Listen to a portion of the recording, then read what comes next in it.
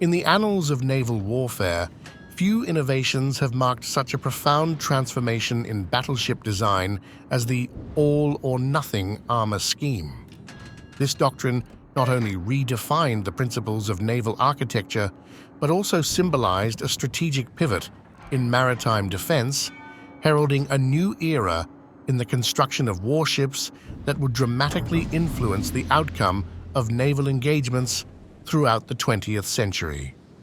This narrative delves into the intricate details of the all-or-nothing armor scheme, tracing its origins, development, and lasting impact on naval warfare.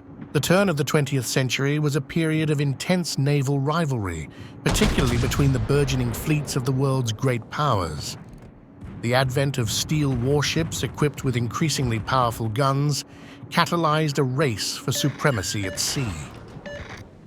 Traditional naval armor, which attempted to shield the entire vessel with a uniform thickness of steel, was proving inadequate against this new generation of artillery.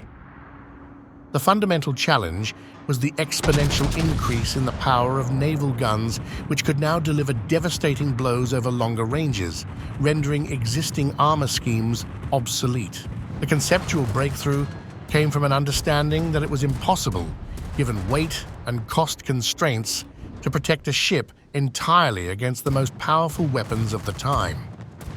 Instead, naval architects began to ponder a different approach, prioritizing the protection of the most critical parts of the ship, the engines, ammunition magazines, and command centers with the heaviest armor, while accepting greater vulnerability in less critical areas. The essence of the all-or-nothing scheme was this strategic concentration of armor.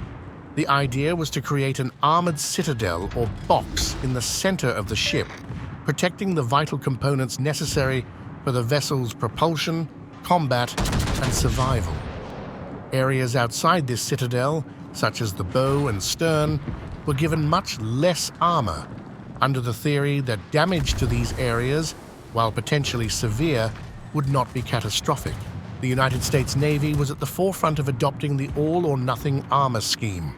The design of the USS Nevada, commissioned in 1916, marked a watershed moment in naval architecture. Nevada featured an armored belt that extended well below the waterline and robust deck armor, designed to protect against plunging fire, a tactic that had gained prominence with the increasing range of naval guns. The philosophy was tested and refined through subsequent ship classes, each iteration enhancing the survivability of these steel leviathans against both surface and aerial threats.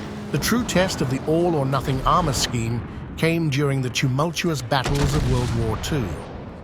Battleships and battlecruisers that adhered to this design philosophy faced the fury of enemy fire in numerous engagements across the Pacific and Atlantic theaters. The British battleship HMS Prince of Wales and the American battleships of the South Dakota and Iowa classes exemplified the scheme's efficacy. Despite sustaining significant damage in battles like those off the coast of Malaya and in the Philippine Sea, these ships remained afloat and functional, their vital systems shielded by their concentrated armor.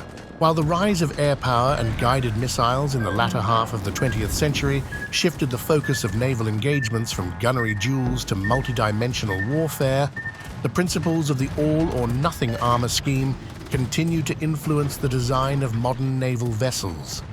Today's warships, from aircraft carriers to destroyers, incorporate lessons learned from the all-or-nothing doctrine, prioritizing the protection of critical systems with advanced materials and design techniques. The all-or-nothing armor scheme was more than just a method of distributing armor. It was a manifestation of a broader strategic philosophy that acknowledged the realities of naval warfare.